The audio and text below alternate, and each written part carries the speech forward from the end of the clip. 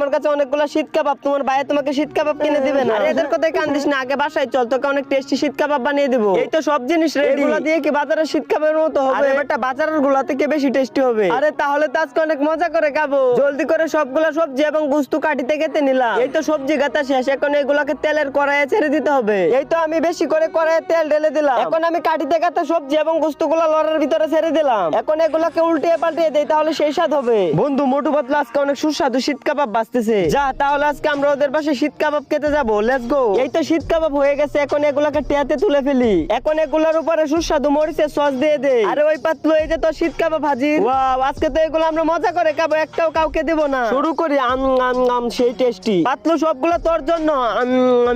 বন্ধু, ওই দেখ মোটু পাতলু শীত কাবাব খাচ্ছে। ওয়াও, আরে এই তো চলে এসেছি। মোটু পাতলু ভাইয়া, তোমরা কি শীত কাবাব খাচ্ছ? হ্যাঁ, আমরা শীত কাবাব খাচ্ছি, তোমরাও নাও। ভাইয়া, এদেরকে আমি শীত কাবাব দিব না। তোমরা এই সুন্দর ছবিটার জন্য লাইক সাবস্ক্রাইব করে দাও।